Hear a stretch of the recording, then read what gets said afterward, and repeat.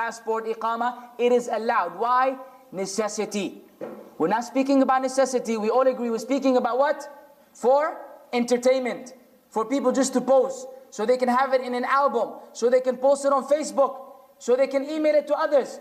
This is the one that we're criticizing. That is the one we're criticizing. And the Shaykh rahimahullah mentioned that it differs based on the intention. But then he said, if he disallowed you from keeping images, yet he allowed you to take images, there's a contradiction there in the statement of the Shaykh rahimahullah ta'ala. But that doesn't harm him, because Shaykh bin Uthaymeen was a mujtahid. He was a alim who reached a level in his knowledge where he can exert himself.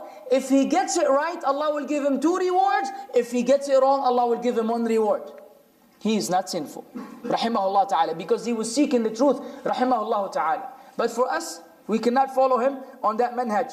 So the Shaykh said, the Shaykh clearly said, now listen to Shaykh bin Uthaymeen, وَيُؤَيِّدُ ذَلِكَ أنه نص في جوابه المفصل المشار إليه على أن التصوير بالكاميرا من المتشابهات، حيث قال بعد ذكر الخلاف والاحتياط الامتناع من ذلك لأنه من المتشابهات ومن اتقى الشبهات فقد استبرأ لدينه وعرضه. And what supports that or fortifies this position is that the Shaykh had said, after mentioning the difference of opinion among the scholars, he said, and it is better to avoid that, because it is doubtful, and whoever avoids the doubtful has protected his dignity and his religious commitment. So the Shaykh said, leave it alone. Leave it alone. So the Shaykh said, we cannot then say that Shaykh bin Uthaymeen allowed taking pictures. Ultimately, either we say, عنه في ذلك روايتان, there are 2 different statements of his, one where he allowed it, another one where he didn't, like the Imam Ahmad and other among the A'immah. Or we say he allowed it, but he wasn't comfortable with the result. He wasn't comfortable with the result. And we must add this addition.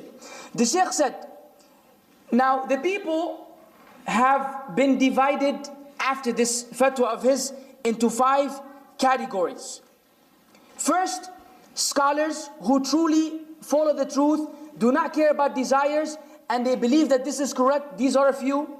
The second group are scholars who are under pressure because of the facts. Everybody, they come and have an interview with a newspaper, and they say, man, we cannot have you in the newspaper without a picture.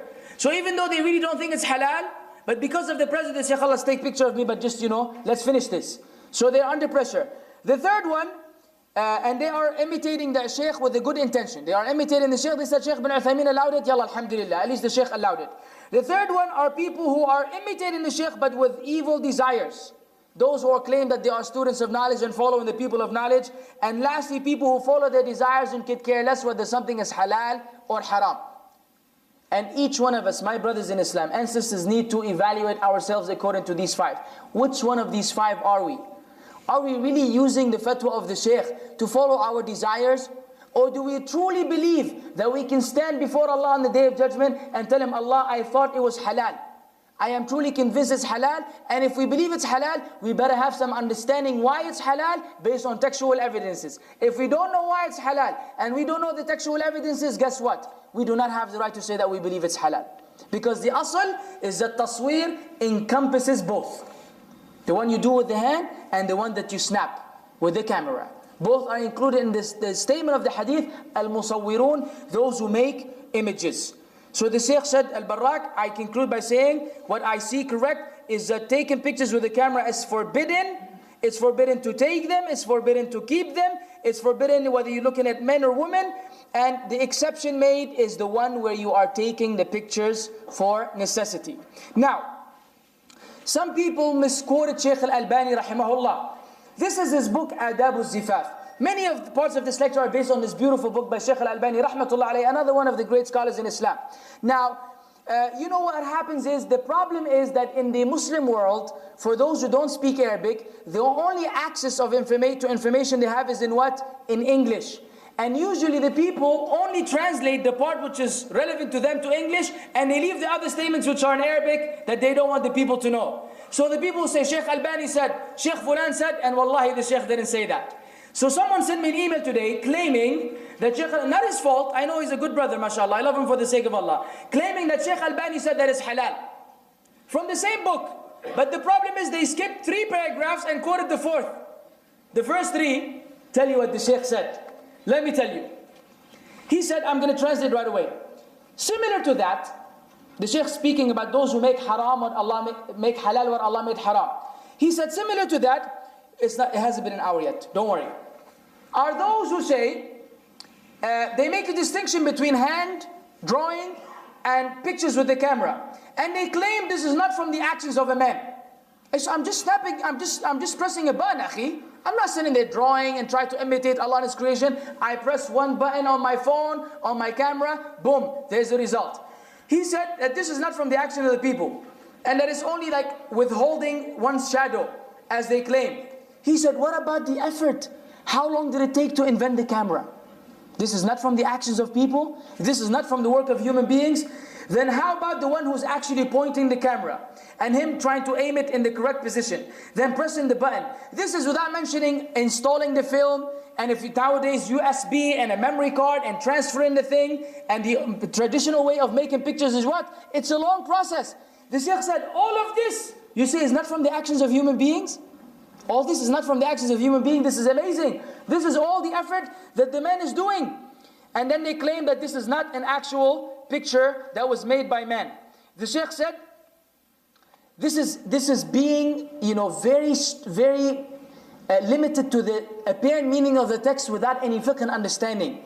He said it reminds him of another teaching. What is the teaching? Some of the Zahiriyah, the Prophet ﷺ said, do not urinate in still water.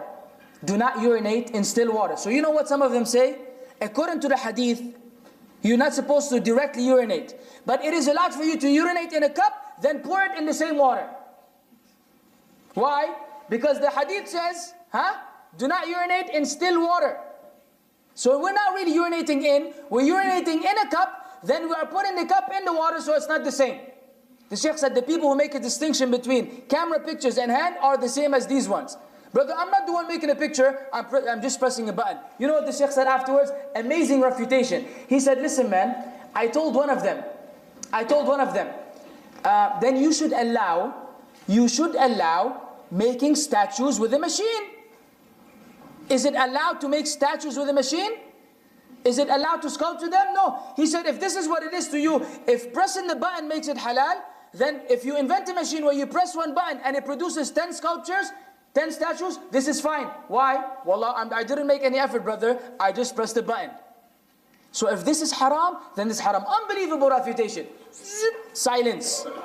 And he said, the man, buhit. He was speechless. What are you going to say? If this is haram, then then this is haram. If you allow this, then how are you allowing that? How are you not allowing that? It's the same idea. Once you are producing an image, then the case is closed. Why? الْمَلَائِكَةُ لَا تَدْخُلْ بَيْتْ فِي صُورَةٍ. The angels will not enter a house wherein there's a picture. They will not enter the house. Can you afford to lose the malaika? So the Shaykh rahimahullah said that, let people understand. And they claim that we don't understand the text. That we don't understand the real meaning of the text. No, we understand the real meaning of the text. Then the Shaykh went on to make an exception. And I will mention that whatever is necessary is necessary. Whatever is expected because of the situation, that's fine. So then, taking pictures is not allowed. Now lastly, Shaykh bin Uthaymeen himself, even though he had allowed taking pictures, he said in weddings it's totally haram. And worse than that, video camera in weddings. Because usually people will film the women, and who will wind up watching the film? Men. And vice versa. So the fact that women will be exposed is something that no sane Muslim will do. Lastly, you may be saying, brother, there's a camera in front of you. You are contradicting yourself. You're saying, this and that, camera pictures, and there's a camera right in front of you, and we watch you on YouTube all the time. So what about that? I say,